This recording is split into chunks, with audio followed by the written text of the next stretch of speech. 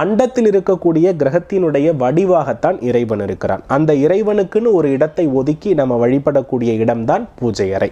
அப்போ அந்த அண்டத்தினுடைய ஆற்றல்கள் நம்மளுடைய பூலோகத்துல ஒரு சில பொருட்களின் மீது ஊடுருவி இருக்கிறது. அந்த பொருள் எல்லாம் நம்மளுடைய பூஜை அறையில் இருந்தால் கட்டாயமாக நம்மளுடைய வாழ்வில், நம்மளுடைய மனநிலையில், பிரபஞ்சத்தில் நாம் என்ன சமிக்கையாக கொடுக்கிறோமோ, அதாவது இறைவனிடத்தில் என்ன தேவை என்று கேட்கிறோமோ அது நமக்கு உடனடியாக கிடைக்கும் என்பதில் எவ்வித மாற்று கருத்தும் இல்லை. சரி, இப்போ ஒரு பூஜை அறை என்பதில் நாம என்ன விஷயத்தை அடிப்படையா முதல்ல வைக்கணும் அப்படின்னா, ஒரு அண்டத்தில் இருக்கக்கூடிய முக்கியமான விஷயங்களை எல்லாத்தையுமே பிண்டம் ரூபமாக ஒரு நேர்மறையான ஆற்றலை தருவது மயிலிறகு.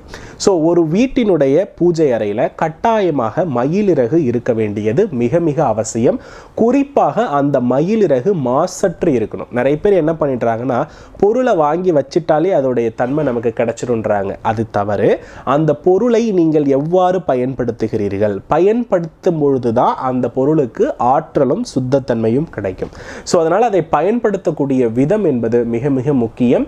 வாங்கி வச்சுட்டு அதை அசைக்காம வச்சுட்டீங்க அப்படின்னா அதில் பலன் கிடையாது. அதனால மயிலிறகை ஒவ்வொரு வாரமும் எடுத்து துடைத்து புதுப்பித்து நம்மளுடைய உடல்ல வருடி இதெல்லாம் நம்ம பண்ணும் பொழுது கட்டாயமா நம்ம ஒரு நல்ல நேர்மறையை பெறுகிறோம் என்பதை நம்ம புரிந்து கொள்ளணும்.